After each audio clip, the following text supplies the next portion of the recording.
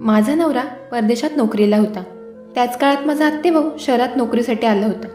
तो माझ्याकडेच राहिला होता. एक दिवस माझ्या पोटात दुखू लागलं. चेक केल्यावर समजलं की मी 2 महिन्यांची गरोदर आहे. हे कसं शक्य होतं? कारण मी आणि माझा भाऊ आम्ही दोघेच घरात होतो. मग माझ्या पोटात हे मूल कसं काय? मला आठवत होतं. माझ्या आत्याचा मुलगा नोकरीसाठी शहरात आला, म्हणून मी त्याला माझ्या घरीच ठेवले. कारण मी एकटीच असायचे. नवरा देशाबाहेर असायचा. मी माझ्या नवऱ्याशी बोलले तेव्हा त्यांनी माझ्या भावाला घरी राहण्यास होकार दिला. माझ्या आत्याचा मुलगा माझी खूप काळजी घ्यायचा. मला बाजारातून काही आणायचे असेल तर तो आणून द्यायचा. मी एक दिवस आजारी पडली तेव्हा तो म्हणाला की तू आता आराम कर. रात्री मला दुधात औषध पाजून तो निघून जायचा. जेव्हा मी सकाळी उठायचे तेव्हा मला खूप आराम मिळालेला असायचा. एके दिवशी माझ्या पोटात खूप दुखत होते. मग मी डॉक्टरांकडे गेले तर डॉक्टर म्हणाले तू गरोदर आहेस. हे ऐकून मला खूप मोठा धक्का बसला. आश्चर्यचकित होऊन मी डॉक्टरांकडे बघत होते. माझ्यावर आभाळ कोसळल्यासारखं वाटत होते. हे कसं शक्य आहे यावर माझा विश्वासच बसेना. मी डॉक्टरांना सांगितले की तुमचा काहीतरी गैरसमज झाला असेल. मला फक्त पोटदुखीची तक्रार आहे. मला पाहून डॉक्टर हसायला लागली आणि माझे रिपोर्ट समोर ठेवून ती म्हणू लागली की 3 वर्षापासून तुम्ही माझ्याकडे याच गोष्टीसाठी तर उपचार घेत आहात. आता देवाने तुम्हाला आनंदाची बातमी दिली आहे. त्यामुळे तुम्ही आनंदी झालं पाहिजे आणि माझ्यावर विश्वास ठेवला पाहिजे. माझा रिपोर्ट पाहून मला धक्काच बसला. मला माहीत नव्हते की असे भयानक वळण माझ्या आयुष्यात येईल. हे ऐकून मला चक्कर यायला लागली. माझ्या लग्नाला 4 वर्ष झाली होती. माझ्या नवऱ्याची नोकरी परदेशात होती. वर्षातून फक्त काही महिने तो देशात यायचा आणि त्या काळात मी आशावादी राहायचे की मला मूल होईल, जेणेकरून माझं मन बाळात रमेल. परंतु प्रत्येक वेळी मला निराशेला सामोरे जावे लागले. पण आता तो परदेशात होता, त्यामुळे मी डॉक्टरांना काहीच बोलले नाही.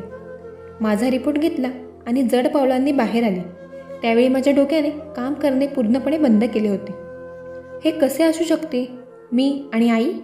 माझ्या घरापासून क्लिनिकचं अंतर फक्त 1 कॉलनी सोडून होतं. पण मला माझी पावले इतकी जड वाटत होती की जणू माझ्या खांद्यावर कोणीतरी खूप जड ओझं टाकलं आहे. घरात आम्ही दोघेच होतो. घरात दुसरे कोणी नव्हते. एक मी आणि दुसरा माझा आत्तेभाऊ राकेश. माझे मन पूर्णपणे विचार करून थकले होते. मी काय विचार करू? कसा विचार करू? राकेश माझा आत्तेभाऊ होता. कसेबसे चालत मी घराजवळ पोचले. घराचे गेटसमोर पाहून माझी पावले तिथेच थांबली. मला असे वाटले की मी माझ्या निर्जीव अस्तित्वाला दवाखान्यातून प्रेतासारखे इथपर्यंत ओढले आहे. माझा घसा एवढा कोरडा पडला होता की मला श्वास घेतानाही गुदमरल्यासारखे वाटू लागले. मी दारावरची बेल वाजवली आणि राकेशने दार उघडले. मी घरात शिरले. माझ्याकडे पाहून तो हसला. घरात शिरताच तो म्हणू लागला, ताई, तुला आज इतका वेळ लागला? जेवणासाठी मी तुझी वाट पाहिली, पण नंतर मला भूक सहन होत नव्हती, म्हणून मी जेवण घेतलं. ताई, मी तुझ्यासाठी जेवण वाढू का? राकेश माझ्याशी खूप छान बोलायचा. तो नोकरीच्या संदर्भात शहरात आला होता आणि गेल्या अनेक महिन्यापासून इथे माझ्यासोबत राहत होता. माझ्या नवऱ्यालाही यावर काही आक्षेप नव्हता. त्यांना राकेशबद्दल सगळं माहीत होतं. खरं तर ते खूप खुश होते. राकेशमुळे माझा नवरा बेफिकर झाला होता. ताई, कुठे हरवली आहेस? राकेशच्या बोलण्याने मी भानावर आले आणि मी म्हणाले, मला भूक नाही आहे. माझं डोकं खूप दुखतंय. मी माझ्या खोलीत जात आहे. राकेशला असं सांगून मी माझ्या खोलीत गेले. माझा रिपोर्ट ड्रॉवरमध्ये ठेवला आणि बेडवर बसले. माझे मन हरवले होते. राकेश हा खूप चांगला मुलगा होता. मी त्याच्याबद्दल असा विचारही करू शकत नव्हते. आम्ही लहानपणापासून एकमेकांना चांगलेच ओळखत होतो. ना मला माझ्या मानसिक आरोग्यावर शंका होती, ना मला राकेशच्या चरित्रावर संशय होता. पण जो रिपोर्ट माझ्या हातात होता त्यावरून माझ्या साऱ्या शंका राकेशवरच चालल्या होत्या. कारण माझ्या आणि राकेशशिवाय घरात तिसरी कोणीही व्यक्ती नव्हती ज्याच्यावर मी शक घेऊ शकेन. मी हातात डोकं धरून बसले. मला आठवू लागले की गेल्या अनेक दिवसापासून राकेश मला दुधासोबत औषध देतोय, जे घेतल्यानंतर मला गाढ झोप लागते आणि सकाळी उठल्यावर मला खूप फ्रेश वाटते. राकेश मला झोपेच्या गोळ्या देतो का? आणि मी झोपल्यानंतर माझ्यासोबत काहीतरी करतो. माझ्या डोळ्यातून अश्रू वाहू लागले. आता मी आतल्या आत घुसमटत होते. जवळची नाती इतकी विचित्र झाली आहेत की त्यांना वाचण्यासमोर काहीच दिसत नाही. मी त्याची बहीण आहे, मग तो माझ्याबद्दल असा विचार करू शकतो? त्याचे मन हा गुन्हा करण्यासाठी कसे मानले असेल? मी खूप रडत होते. माझ्या मनात काय चालले आहे याचा अंदाज कोणालाच नव्हता. माझी स्थिती असह्य होती. मला आठवू लागलं की तो लहानपणी माझ्या मांडीवर खेळायचा. त्याचे बोबडे बोलणे मला अजूनही आठवत होते. माझं लग्न होणार होतं तेव्हा तो नवीनच कॉलेजमध्ये जायला लागला होता. दीपकच्या नावाने तो मला खूप चिडवायचा. मला म्हणायचा, तू मोहिनीसारखी सुंदर आहे आणि तुझा होणारा नवरा एक रुबाबदार, धिप्पाड आणि अँग्री यंग मॅन आहे. तो तुला अजिबात शोभणार नाही. तुला माझ्यासारखा हुशार माणूस शोभेल. तो नेहमी दीपकच्या नावाने मला चिडवायचा, हसायचा आणि विनोद करायचा. मी त्याला नुसती खुन्नस देत असायची. माझं आणि त्याचं नातं खूप छान होतं. तो जेव्हा इथं आलेला तेव्हा रात्री उशिरापर्यंत माझ्याशी गप्पा मारत बसला होता. आताही तो मला चिडवत होता की मला वाटते दीपक दाजींनी परदेशात कुठल्या तरी बाईशी लग्न केलं आहे, त्यामुळे ते परत येण्याचं नाव घेत नाहीत. मी त्याच्याकडे रागाने बघितलं आणि तो हसायला लागला. त्याला पाहून असे कधीच वाटले नाही की तो माझ्यासोबत असे वाईट कृत्य देखील करू शकतो. या विचारात मी हरवले होते. त्यानंतर राकेश माझा दरवाजा ठोठावत आत आला. त्याच्या हातात दूध आणि औषध होते. तो अगदी नॉर्मल पद्धतीने माझ्यासमोर बसला, पण त्याच्या पलंगावर बसताच मी घाबरून मागे हटले, जसं की तो काय करेल हे माहीत नाही. आणि ही एक गोष्ट स्पष्ट होती की मी जे काही डॉक्टरांकडून ऐकलं होतं, माझ्या जागी कोणीही असतं तरी त्यावेळेस तेवढंच घाबरलं असतं. त्यावेळी राकेशसोबत त्या घरात मी एकटीच होते. मला इतकी घाबरलेली पाहून त्याला आश्चर्य वाटले. काय झाले ताई, एवढी का घाबरली आहेस? सगळं काही ठीक आहे ना? घे हे दूध पी आणि आराम कर. राकेशने तो दुधाचा ग्लास माझ्या दिशेने सरकवला. मी त्याच्या हातातून ग्लास घेऊन बाजूला ठेवला आणि कडक स्वरात त्याला म्हणाले, इथून जा, मला झोप येत आहे. कारण मला माहीत होतं की आता तो माझ्या शेजारी बसून त्याच्या ऑफिसच्या गोष्टी सांगणार आणि मी झोपेपर्यंत तो उठणार नाही आणि बाहेर जाणार नाही. माझ्या कठोर स्वराने तो थक्क झाला. काय झालं ताई, बरी आहेस ना? कदाचित तो माझ्या असभ्य स्वराने त्रस्त झाला असावा. मला त्याचा आणखी राग येऊ लागला. तो माझ्यासमोर कसलं नाटक रचत होता. जणू तो खूप भोळा आहे, अडाणी आहे, खूप धर्मनिष्ठ आहे. आधी मला त्याच्या कांशिलात मारायची होती आणि नंतर माझा रिपोर्ट त्याच्यासमोर द्यायचा होता. पण मला त्याला रंगेहात पकडायचे होते. माझं डोकं दुखतंय, मला उठवायला अजिबात येऊ नकोस, मला झोपायचं आहे. माझ्या या उग्र स्वरांसमोर तो गप्प बसला आणि खोलीतून उठून तो दाराकडे गेला. तू आराम करशील आणि हो, दूध पिऊन घे. तू जेवलीही नाहीस. मला पुन्हा दूध प्यायला सांगून तो खोलीबाहेर गेला. मला तेच जाणून घ्यायचे होते की मला दूध आणि औषध पाजून तो माझ्याशी काय घृणास्पद खेळ खेळतो. मी तो दुधाचा ग्लास घेतला आणि खिडकीतून बाहेर फेकून दिला आणि औषध ड्रॉवरमध्ये ठेवून लाईट बंद करून खोलीत झोपून गेले. आता मी वाट पाहत होते की राकेश कधी माझ्या रूममध्ये येईल. 1 तास उलटून गेला होता, पण माझ्या रूममध्ये कोणीच आले नव्हते. त्याची वाट बघून मी थकले होते आणि मला झोप येऊ लागली. म्हणून मी स्वतः पाहण्याचा विचार केला की तो काय करतोय. मी उठून माझ्या रूममधून बाहेर आले. मी हळूच त्याच्या खोलीचे दार उघडले तेव्हा माझ्या पायाखालची जमीनच सरकली. मी हळूच त्याच्या खोलीचा दरवाजा बंद केला आणि दबक्या पायाने माझ्या खोलीत आले. ते प्रसंग माझ्या मनात घर करू लागले जेव्हा मला आत्याचा फोन आला होता आणि ती म्हणत होती की राकेशला शहरात नोकरी करायची आहे, पण तुला माहीत आहे की मी त्याला हॉस्टेलमध्ये राहू देऊ शकत नाही, कारण मुलं अनेक प्रकारचे असतात. माझा राकेश साधा आहे. चुकीच्या लोकांच्या जाळ्यात अडकून तो सिगारेट आणि इतर ड्रगच्या आहारी जाऊ नये म्हणून तू त्याला तुझ्या घरी ठेवून घे, जेणेकरून आम्ही इकडे चिंतामुक्त राहू. तेव्हा मी खूप विश्वासाने आत्याच्या होला हो लावत चालेल असं म्हणाले. विचार करून करून माझं डोकं फुटायला करत होतं आणि राकेश त्यावेळी त्याच्या खोलीत बसून सिगारेट ओढत होता. त्याची पाठ माझ्याकडे होती, त्यामुळे मी त्याला सिगारेट पिताना बघते हे त्याला माहीत नव्हते. माझी आत्या हार्ट पेशंट आहे. राकेशने माझ्यासोबत काय केले हे जर तिला कळले असते तर कदाचित हे ऐकून ती मरण पावली असते. पण मला वाटले की मी सकाळीच राकेशला सांगेन की त्याने त्याच्या मुक्कामाची इतरत्र व्यवस्था करावी. मी त्याला आता माझ्या घरी ठेवू शकत नाही. मी माझ्या खोलीला कुलूप लावून झोपून गेले. सकाळी माझ्या रूमचा दरवाजा जोरजोरात ठोठावण्याचा आवाज आला. मी उठून दार उघडून समोर पाहिले तर राकेश माझ्याकडे खूप रागाने बघत होता. तू दार का लॉक केलं होतंस ताई? जेव्हा त्याने मला रागाने विचारले, माझ्याशी या पद्धतीने बोलणारा तो कोण होता? त्याला कदाचित त्रास होत असावा की मी त्याचा मार्ग रोखला होता. कदाचित त्याची इच्छा पूर्ण झाली नसल्यामुळे तो माझ्याशी असे बोलत होता. मी म्हणाले, तू आहेस कोण मला हे विचारणारा? माझा राग बघून तो शांत आवाजात बोलला, ताई, तुला रात्री बरे वाटत नव्हते. मला तुझी काळजी वाटत होती. मी कधीपासून दार ठोठावत आहे, पण जेव्हा तू उत्तर दिले नाहीस तेव्हा तू बेशुद्ध झाली असशील याची मला काळजी वाटू लागली. म्हणून मी दरवाजा उघडण्याचा प्रयत्न केला तेव्हा ते लॉक होते, म्हणून मी काळजीत होतो.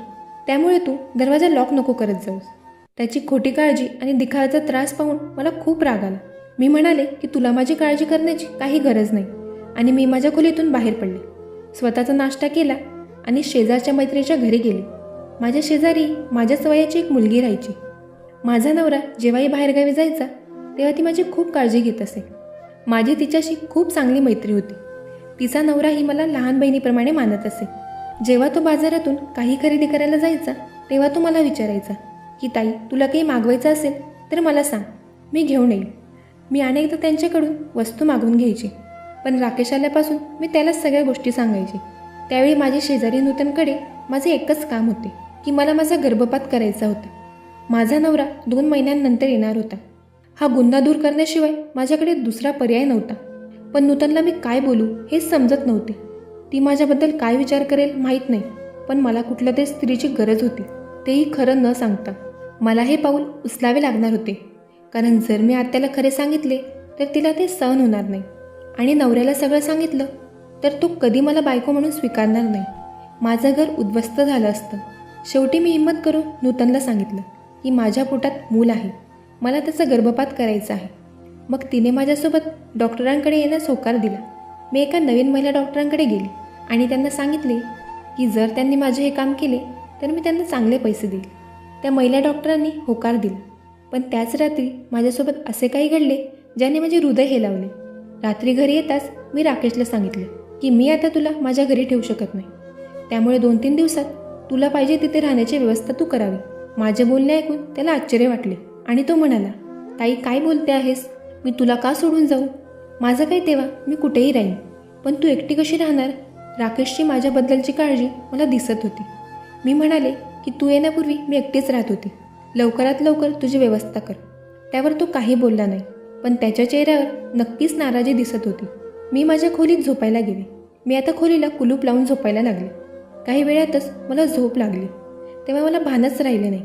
रात्री डोळे उघडले तेव्हा मला कोणीतरी माझ्या शेजारी झोपलेले जाणवले. पण माझ्या खोलीत खूप अंधार होता. इतका अंधार होता की मला तो माणूस दिसत नव्हता. मी खूप घाबरले होते. मी घाईत काही विचार करू शकले नाही, म्हणून मी आरडाओरड करू लागले.